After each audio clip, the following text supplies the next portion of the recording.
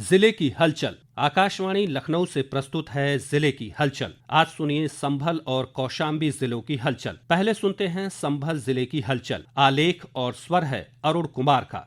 जनपद संभल में एक पृथ्वी एक स्वास्थ्य के लिए योग की थीम के साथ 11वें अंतर्राष्ट्रीय योग दिवस का जनपद स्तरीय कार्यक्रम शशि मदान पब्लिक स्कूल मझावली में आयोजित किया गया। कार्यक्रम के मुख्य अतिथि प्रभारी मंत्री होमगार्ड एवं नागरिक सुरक्षा राज्य मंत्री स्वतंत्र प्रभार धर्मवीर प्रजापति और कार्यक्रम की अध्यक्ष जिला पंचायत अध्यक्ष डॉक्टर अनामिका यादव तथा शासन द्वारा जनपद के लिए नामित नोडल अधिकारी एवं विशिष्ट अतिथि मंडलायुक्त मुरादाबाद मंडल आंजनेय कुमार सिंह एवं भाजपा जिलाध्यक्ष हरेंद्र सिंह रिंकू द्वारा दीप प्रज्वलित कर एवं ओम के उच्चारण के साथ कार्यक्रम का शुभारंभ किया गया। आयुष विभाग से योग प्रशिक्षक रूपाली वांदरे एवं अमरनाथ तथा सहायक प्रशिक्षक जितेंद्र तथा योग में प्रशिक्षित बच्चों द्वारा परिसर में स्थित अधिकारी गणों व अन्य लोगों को योगाभ्यास कराया। मुख्य अतिथि मंत्री धर्मवीर प्रजापति ने कहा कि हमारे ऋषि मुनियों द्वारा चलाई गई पुरातन एवं परंपरा को प्रधानमंत्री ने अंतर्राष्ट्रीय स्तर तक पहुँचाया। हमें अपने जीवन में आत्मसात करना चाहिए। स्वच्छता पर विशेष ध्यान दें। जिलाधिकारी राजेंद्र पेशिया ने कहा कि जीवन में अनुशासन लाना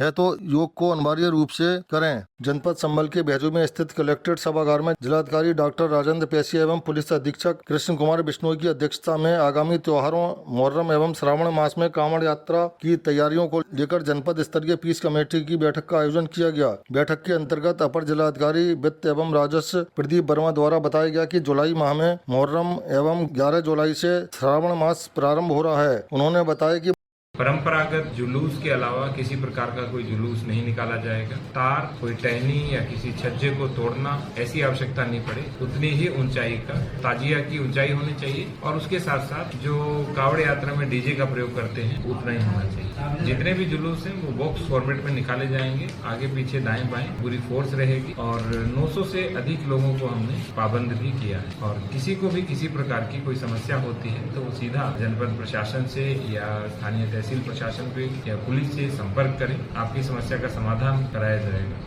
बैठक के उपरांत पुलिस अधीक्षक कृष्ण कुमार बिश्नोई ने कहा कि प्रत्येक ताजिया का एक पुलिस नोडल बनाया जाएगा। इससे ताजिया के मार्ग आदि के बारे में वार्ता कर सकते हैं। पुलिस अधीक्षक ने संबंधित को निर्देशित देते हुए कहा कि जिस मार्ग से ताजिया निकलेगा उसके रूट आदि की व्यवस्था को पुलिस नोडल देखेंगे। कोई भी ताजिया तथा कांवड़ के डीजे की ऊंचाई जमीन से 12 फीट से अधिक न हो। जुलूस के लेकर पर्याप्त पुलिस बल तैनात रहेगा। ड्रोन से निगरानी की जाएगी। पुलिस अधीक्षक कैंप कार्यालय से भी निगरानी रखी जाएगी।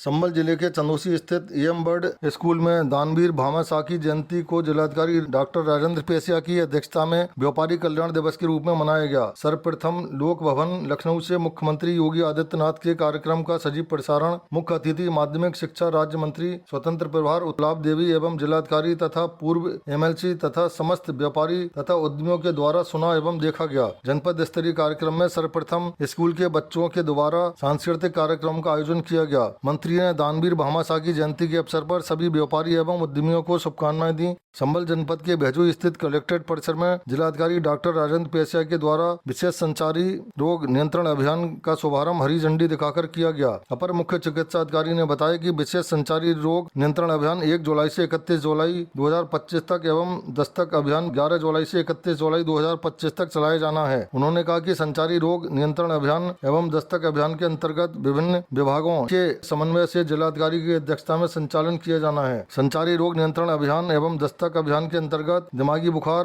ILI, क्षय रोग के लक्षण युक्त व्यक्तियों, कुष्ठ रोग, फाइलेरिया, कालाजार, मलेरिया, डेंगू, चिकनगुनिया, कुपोषित बच्चों की पहचान, दस्त रोगों के लक्षण युक्त बच्चों की पहचान करते हुए उन्हें ORS पैकेट एवं जिंक टैबलेट उपलब्ध कराई जाएगी। संभल जिले के भेजोई में स्थित भगत जी इंटरनेशनल स्कूल में 1 जुलाई से 7 जुलाई तक वन महोत्सव सप्ताह का शुभारंभ किया गया। इस वर्ष संभल वन विभाग के सौजन्य से ये आयोजन एक पेड़ माँ के नाम थीम के अंतर्गत शुरू हुआ। कार्यक्रम का उद्देश्य पर्यावरण संरक्षण के प्रति जागरूकता फैलाना और समाज को वृक्षारोपण के प्रति प्रेरित करना था। इस अवसर पर छात्रों और शिक्षकों ने मिलकर पौधे लगाए और उन्हें अपनी माताओं के नाम समर्पित किया, जिससे भावात्मक जुड़ाव के साथ पर्यावरण संरक्षण संदेश पूरे समाज में प्रसारित हुआ। कार्यक्रम के अवसर पर संभल के जिलाधिकारी डॉक्टर राजेंद्र पेशिया मुख्य अतिथि के रूप में उपस्थित रहे। वन क्षेत्र अधिकारी प्रीति यादव विशिष्ट अतिथि रहीं। उन्होंने विद्यालय परिसर में वृक्षारोपण का कार्यक्रम शुभारंभ किया। संभल जिले की हलचल के बाद आइए सुनते हैं कौशाम्बी जिले की हलचल। आलेख और स्वर है सोनेलाल का। कौशाम्बी जिले में केंद्र सरकार के 11 वर्ष पूर्ण होने पर प्रभारी मंत्री ने लोगों को विकास योजनाओं के संबंध में जागरूक किया। प्रभारी मंत्री दिनेश प्रताप सिंह प्रधानमंत्री के 11 वर्ष सफलता पूर्वक पूर्ण होने पर लोगों के बीच खुशी जाहिर किया। उन्होंने कहा कि प्रधानमंत्री नरेंद्र मोदी जी द्वारा सड़क मार्गों और विकास योजनाओं से समस्याओं का निदान किया गया। ग्रामीण क्षेत्रों में शौचालय, प्रधानमंत्री आवास, मुफ्त राशन देकर गरीब असहाय लोगों की मदद की गई। किसानों को किसान सम्मान निधि और कृषि क्षेत्र में कृषि यंत्रों पर खरीद करने वाले किसानों को अनुदान दिया गया। कौशाम्बी जिले में परिषदीय विद्यालयों के शिक्षा की गुणवत्ता और 100% बच्चों की उपस्थिति के लिए गांव-गांव जागरूकता की जाएगी। जिला अधिकारी मधुसूदन हुल्गी ने जुलाई प्रथम दिन परिषदीय विद्यालयों के खुलने के बाद बच्चों को रोली और चंदन लगाकर उनके उज्जवल भविष्य की कामना की। कक्षा 1 से 5 तक बच्चों को पुस्तकें, पेन, पेंसिल, स्कूल बैग वितरित किया जाएगा। उन्होंने बच्चों से आह्वान किया कि मन लगाकर पढ़ाई करें। बच्चों की संख्या बढ़ाने के लिए अध्यापकों को निर्देशित किया गया।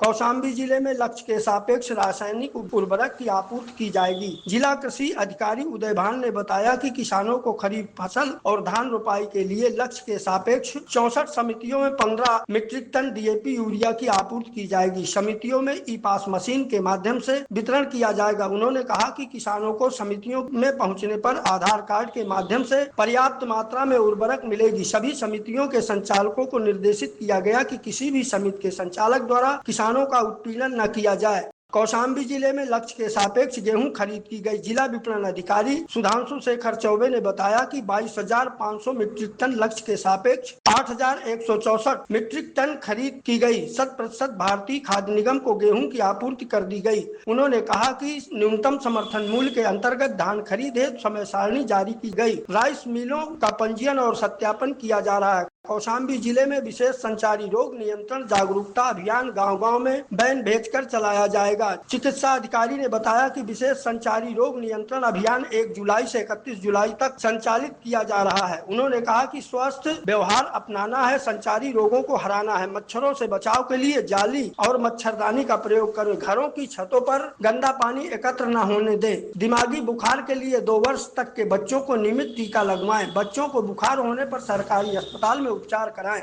कौशाम्बी जिले में लक्ष्य के सापेक्ष पौधरोपण किया जाएगा। सामाजिक वानिकी अधिकारी ने बताया कि बढ़ते प्रदूषण और जलवायु की समस्या का समाधान वृक्षरोपण है। एक वृक्ष माँ के नाम लगाना आवश्यक है। उन्होंने कहा कि लक्ष्य के सापेक्ष आम, महुआ, नीम, जामुन और हरे वृक्षों का रोपण किया जाएगा। वृक्ष लगाने के लिए गाँव-गाँव किसानों में जागरूकता की जाएगी। पौध लगाने से वातावरण हरा भरा रहता है। कौशाम्बी जिले में मुख्यमंत्री लघु सिंचाई योजना के अंतर्गत 300 से अधिक किसानों द्वारा नलकूप स्थापित किया गया। लघु सिंचाई अधिशासी अभियंता ने बताया कि शासन द्वारा लघु सिंचाई योजना के अंतर्गत छूट दी जाती है। योजना में नलकूप स्थापित करने के लिए किसानों की खेत की खतौनी, खसरा, आधार कार्ड और बैंक पासबुक विभाग में जमा करने के उपरांत 86,000 रुपए विभाग के बैंक अकाउंट में जमा करना होगा। इसके बाद किसानों के खेतों पर बोरिंग की जाती है। बोरिंग के होने के उपरांत विद्युत विभाग द्वारा नलकूप निजी कनेक्शन दिया जाता है। उन्होंने कहा कि लक्ष्य के सापेक्ष विद्युत पावर कॉर्पोरेशन मंडल अभियंता अनुराग कटियार द्वारा ट्रांसफार्मरों की आपूर्ति नहीं की जा रही है, जिससे किसानों को समय से ट्रांसफार्मरों की आपूर्ति न होने के कारण धान की रोपाई पिछड़ रही है।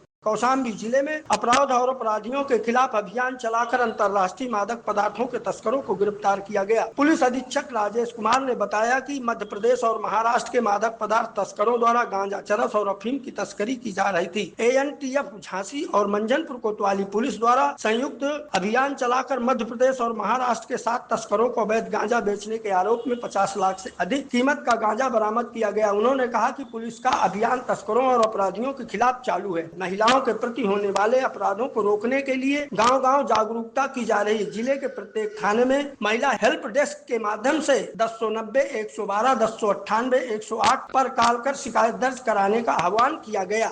यह था आकाशवाणी लखनऊ के क्षेत्रीय समाचार एकांश द्वारा प्रस्तुत जिले की हलचल का आज का अंक।